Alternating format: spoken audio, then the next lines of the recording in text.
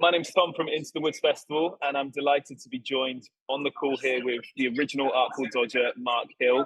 Mark, thank you for sharing your time. We're really excited to have you join us at the festival this summer.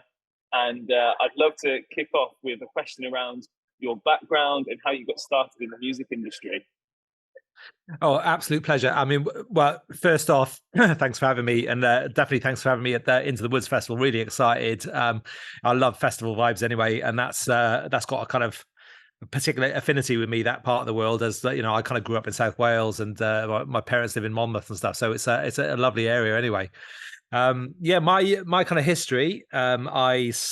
Well, started in kind of, grew up through Wales, through that kind of brass bands and orchestras, and was kind of classically trained. Ended up in Southampton University doing a music degree, which is where I kind of met Pete, the other half of Artful Dodger, and we kind of met a young Craig David, like 15 years old, and yeah, we started doing Artful Dodger tracks and borrowing Craig's vocals to vocal some of the Artful Dodger tracks, and in return, I then helped Craig kind of develop his sound, and we kind of wrote and produced his first album and a couple of songs from his other albums, Born to Do It as well. So yeah, and that was a long time ago. That was we all started in '99. I mean, Rewind was the first single we actually released commercially in 1999, but there were a few tracks before that. Amazing. So you had a background in terms of being an instrumentalist, playing instruments, then moving into the electronic side of music, and you did that alongside such artists as Craig David, which is an incredible story. How did you find the inspiration for the garage sound, and how did you get into electronic music?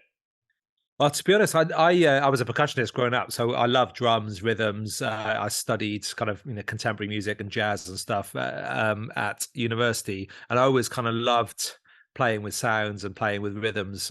So when Pete and I first started working together, we were basically making house music. It was only when Craig, we did a few bootlegs under the name Artful Dodger, where we were just using other people's vocals and putting the tracks out ourselves, and pressing up, short runs on vinyl and stuff, and selling them, sell or return around the record shops. It was only when kind of we found we wanted to start making our own stuff and start creating our own music. We knew we'd met Craig several years before, bumped into him in a club, asked him to come into the studio to write, and he wasn't really feeling that sort of straight kind of four to the floor kind of US house vibe. So because I had kind of had a R&B hip hop remix kind of background, I was working with a few guys at the time doing that sort of stuff, and I always loved my soul music. I decided to just kind of make the rhythms a bit more syncopated. I was using R&B kits and R&B sounds, and just sped them up to 130 BPM, and we basically did as the B side to What You Gonna Do, which was originally a house track. I basically put together what afterwards was deemed as a kind of garage track, but it was basically a kind of bumpy organ bass, two-step drums, and Craig actually wrote the vocals on that. And the whole idea at the time was to put his vocals on the house version and almost bin that, but Vinyl Records had two sides, so we thought we might as well put that version on the B side, and that was the one for us that kind of took off. Wow. Okay. So 1999, you released Rewind, and did you have any idea or vision as to where it would take you? I remember you mentioning your Glastonbury performance, which was a massive thing. Could you talk to me about how things took off from Rewind onwards? It was crazy because obviously we were just running a small recording studio down in Southampton, doing very, very little business because we had no idea how to market ourselves or advertise. Still don't, if I'm honest. But so we put like all our money into the studio and the equipment and making the music, but put no money into marketing whatsoever. So we had so few people through the door, and we were always struggling for money. And so really it was just like we had the studio, didn't really had no expectations. It was quite nice because we were away from the kind of scene in London. We were allowed to kind of make our own music and do things at our own pace, so we were able to experiment. There was no real pressure from labels or management or anything like that. We were kind of just messing about, and I think that's what stood us in good stead. I mean, that's why it went from that in kind of the late 90s to when Rewind did hit. We were literally kind of catapulted into this like insane world of kind of pop music and music videos, and doing, at one point we were doing 3 gigs a night. So we were doing like because it was a kind of Rewind moving too fast. They were all kind of pop tunes as well as underground tunes. So we were doing like under 18s nights, then commercial clubs, and then underground clubs like later on. And we were having to go from kind of club to club, and from country to country, to be honest, because it did quite well in kind of France, Germany. I did like 2001, did a US tour. So it was, yeah, it went from running a tiny little studio in Ocean Village in Southampton to suddenly, having a string of hits and being on top of the pops like 7 times or whatever. It was, yeah, it's pretty insane. That is incredible. I love how you straddled the underground sound into the more commercial pop side of it as well, because we've always felt our events brand has wanted to introduce underground dance music to our local area while incorporating some of the music and sounds that people are accustomed to hearing on the radio. So it couldn't be a better fit as well, given where you grew up as well. My family based around Monmouth. So just going back to the stratospheric rise of Artful Dodger, your performance at Glastonbury. Can you talk to me about that one? It was amazing. I mean, it was right at the peak. I mean, kind of, I don't know, like the UK music business was amazing at the time. And that was like the kind of last bastion of kind of vinyl sales and CD sales and stuff before kind of Napster came in and kind of completely changed the face of like the music business. And we were selling hundreds of thousands of like physical copies. And, to kind of go from a pretty unknown underground actor playing, just behind Fatboy Slim in the dance tent at Glastonbury was insane. I mean, the tent was so full. They had all the sides up. There were heads as far as the eye could see, and the atmosphere was amazing. By that point, we'd had like a number of hit records. Obviously, Craig was pretty stratospheric. He'd had the #1 album with Born to Do It, Fill Me In, which is again still had that kind of garage flavor. That whole scene was such an exciting thing to be part of because it really was born on the underground. It was always kind of pirate radio stations that supported it and kind of small clubs and underground clubs in London. To see that then be embraced by kind of pop culture, I suppose, was pretty crazy because we had been playing, we had been literally giving 5 or 10 copies on vinyl to record shops around the country to then for then that to be the kind of new pop music at the time. It was an insane time. And so kind of obviously the epitome of that was playing gigs like Glastonbury Festival, that it was just a dream come true. And we were playing on, Technics decks at the time, so we didn't have the technology. We literally have no video footage because there were no camera phones. It was early days of the internet. So it was very, very kind of basic in kind of performance standards, but just an incredible time and a real great kind of grounding on DJing and all that sort of stuff. Like to think you have quite a bit more content come out of our festival. Even though we don't want to encourage phones on the dance floor, we'll make sure it's well recorded. And following on from that peak of Artful Dodger, early 2000s, your journey took a bit of a turn. And I read an article in the Guardian around how the pressure of the records, the contracts you signed, the record labels, and your partnership with Pete had taken its toll. Can you describe a bit about that part of your journey? Yeah, like I mentioned, the whole idea of kind of touring like relentlessly, gigging relentlessly, having to kind of come up with new music, all that sort of stuff, and then dealing with the politics of going from a couple of lads from the country completely naive to the music business to then being kind of whisked into this kind of pop music business world with no or very little experience. Yeah, it was just exhausting. We signed our first record. We signed to a kind of like a small label, and they became a kind of attached to us, not necessarily out of choice. And they had an override on the album, and they had quite a lot of influence on how the gigs we did, the events we attended, like the music we made, like a big influence, which really was, I think me in particular were kind of at loggerheads with some of the stuff they wanted to do and some of the gigs and events they wanted to do. And I just through all that, like negotiating all those different kind of characters and all that, all that kind of hostility, I just kind of burnt myself out. I was I was kind of enjoying the journey of kind of producing and writing Craig's album, which was a little, still had its issues, but was a bit more kind of professional. And I wasn't being kind of dragged from pillar to post So, I think come sort of 2001, I was pretty much done. We had a conversation with Warner Brothers at the time about doing a sort of Stragglers 2 album. And I was running the project on my own at the time. And I was just like, kind of, yeah, cool, love the idea, but I can't carry on working with some of the characters we were working with. So providing that changes, I'm happy to do another album. But unfortunately, it was all kind of tied in. They weren't keen to make that go away. So I was just like, you know what, I'm going to throw the towel in. It's been great, but it's been so stressful. I mean, so there's so much of that, like that couple of years I can't remember. It's almost like having PTSD. Like it was such a like onslaught of emotions and crazy goings on, that I was just, once I'd kind of left it, I was quite happy to just kind of move on. Moved to Ibiza for a while, and yeah, it was just mad. So I ended up doing a deal with Pete because Pete wasn't part of the Artful Dodger at that point. We'd kind of already gone our separate ways, and I was, I'd gone and done the US tour. I had done a couple of singles, like the Melanie Blatt single and It Ain't Enough on my own. But then kind of, I approached Pete and said, "Look, I'm done with this. I don't want to carry this on. But if you want to, you know, keep doing this, then we can do a deal." And yeah, we did a deal for him to then take on the name. And at the time, he carried on working with the guys at Public Demand, and yeah, and then after that.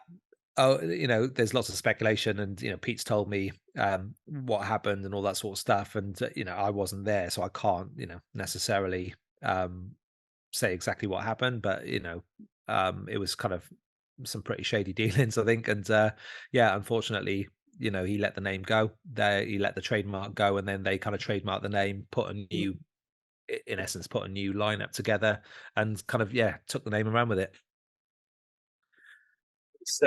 It is a story I think that will be told for a long, long time. How the pressures of the industry has essentially led to that breaking free of the original creator of the brand, the name, the craft, and that takes me on to what happened in terms of our process before this conversation. We booked Artful Dodger, and then someone in our community made us aware that the original creators of the music are no longer performing as Artful Dodger. So we did some research, and we took the decision that we needed to have the original guys, based on the fact that you're still going. You're relaunched Mark Hill as the original Artful Dodger, and you've just released Fill Me In as an instrumental. You've got access to tons of unique, exclusive music that yourself has created and friends in the industry have created. So to give the original composer the stage, when ourselves, we the organisers, produce music and understand the effort and craft involved, it was really important to us. So that's where we were at. Amazing. I mean, from my point of view, I really appreciate that, because it's obviously it's quite difficult without having the original name to kind of get that out there, especially in this, in a kind of music business that's quite saturated with so much music, and so the branding is quite important, and not being able to use that original brand obviously takes its toll on.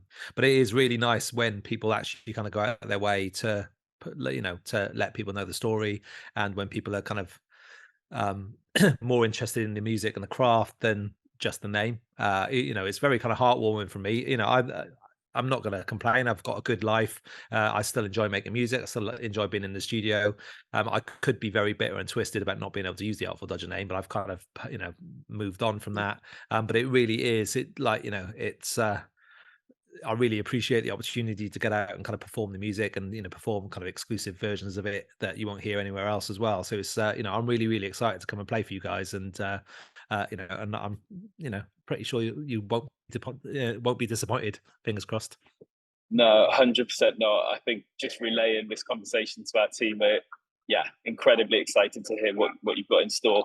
And just on the music front, I'm curious to know how you think the music industry has developed since you first started creating the garage sound, and any current artists you're working with on new projects that you have at the moment. There's kind of huge highs and huge lows about the kind of way the business is now, because obviously it's much easier, much more affordable for people to make music, and there are some amazing musicians that are having the chance to make and release music they may not have done, because of finances 10, 20 years ago.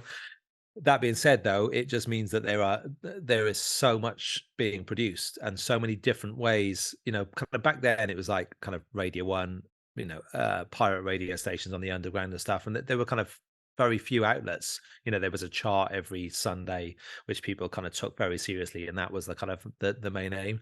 But now there are so many Spotify playlists, there are so many different platforms and different DSPs and all that sort of stuff. It really is just huge competition. So to actually get yourself heard and to get yourself out there, you've almost got to be as good at marketing as you have at making the music. It's not really good enough these days to just be a great musician or great producer, because ultimately you'll just end up playing to your friends and family. So that's the thing I find the most difficult, is because I'm not naturally, I'm kind of semi-reclusive and don't, not kind of a natural like kind of marketing, TikToker, or I'm certainly not an influencer in any way in that.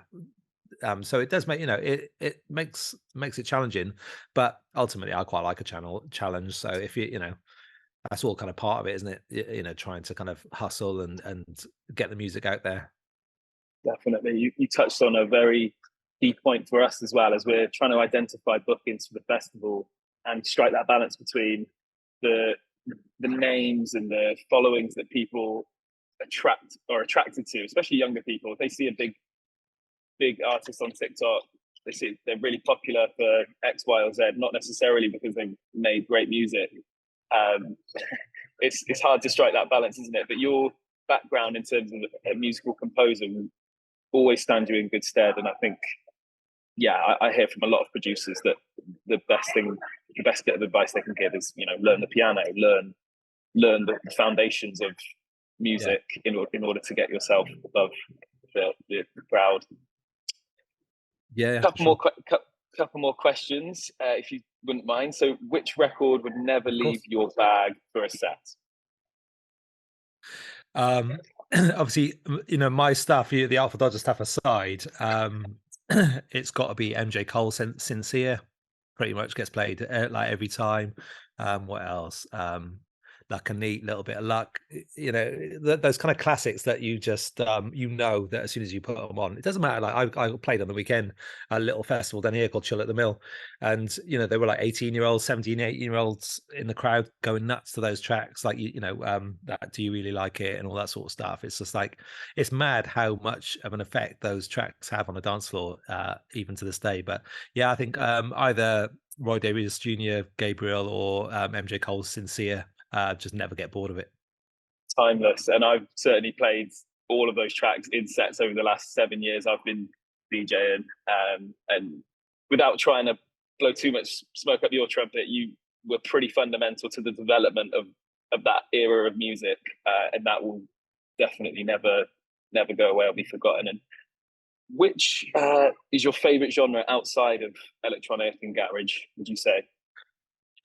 I don't know if it's like I don't know if it's a genre as such, but it's just like anything with soul, really. I mean, there's so many kind of artists at the moment that I really enjoy listening to.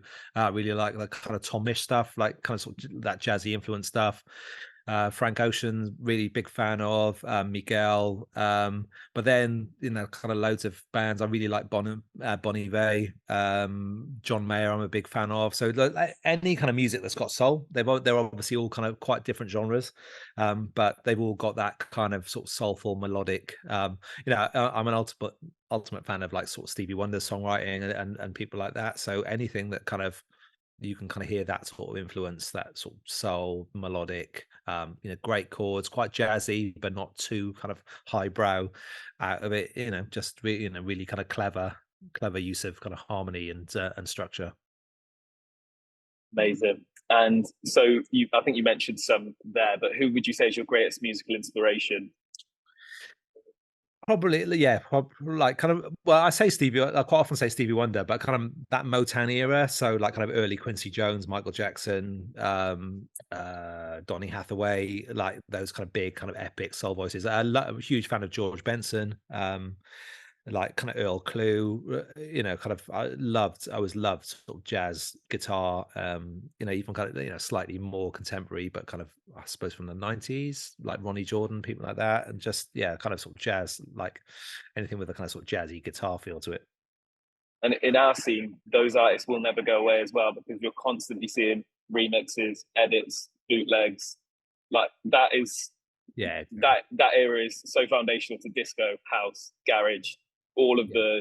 the genres that are still somewhat musical. Obviously, there's more headbanging techno, which we will cater for at the festival. But even then, I'm sure they throw in a sample or two here and there. Yeah, absolutely.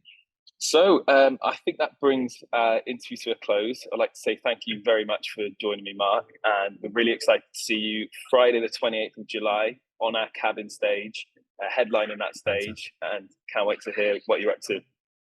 Oh man, I'm so excited, honestly, like buzzing, getting goosebumps now. Just, the idea of coming and kind of performing for you guys, very excited. Yeah, and very much looking forward to it. Thank you, Mark, for your time. See you soon.